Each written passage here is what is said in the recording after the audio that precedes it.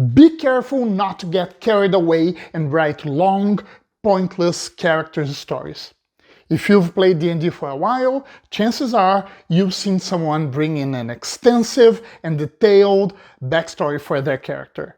There goes someone determined to make their character come alive.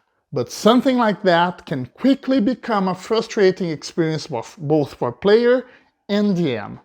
A long and comprehensive backstory may still be a meaningless backstory. The first time that happened to me, I was really stunned. It was a Friday night and I was racing against time to finish prepping our campaign kickoff for the next morning. Suddenly, my inbox pings and there it was, a 10-page character backstory. I flipped. I flipped. First of all, I didn't even have the time to read all of that. And second of all, now? Really? What was I supposed to do with that? I had already planned a handful of adventures. Whatever would I do with all that new lore? Where and how would I fit that into our campaign? But it got worse.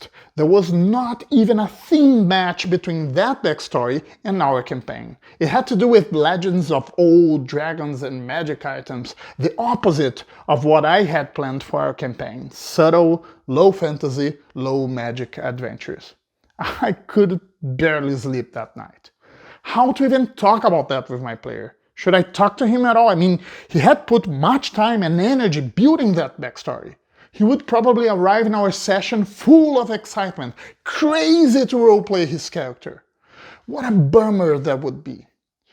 On the other hand, imagine we playing several sessions ahead and nothing of that 10-page backstory showing up in our campaign. He would feel all his effort had been in vain.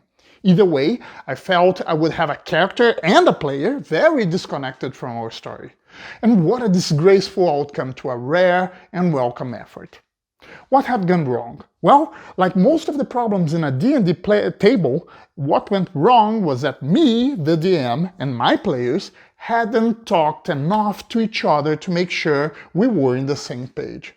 A very important session 0 was missing. But the precise reason for that was an old habit. I think that most DMs and players are used to creating their campaigns and characters' backstories apart from each other.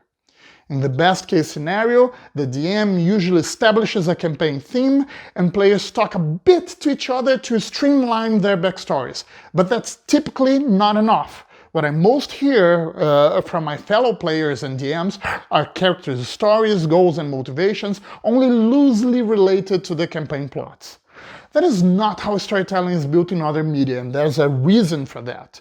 We establish our connection to a given story through its main characters. We see the world through their eyes and feel their feelings. In D&D, that is even more important as players are audience, actors, and writers of their story, all at once. It's hard to have a high-energy game if they are not highly engaged and immersed into the story. In short, to achieve great player engagement, which fosters great role-playing and storytelling in a D&D campaign, players must feel they actually are the main characters of the story. A meaningful character backstory is not a long or detailed one. A meaningful backstory is one that is closely tied with the main story plot. So that's how I learned to make sure we'd have engaged game tables and high-energy game sessions, making our characters actually care about the story, about our story, and making my players actually care about their characters. Me and my players started to co-create our campaign plots and characters' backstories together from the very beginning. That's how we made our characters the stars of our show, running a proper session 0.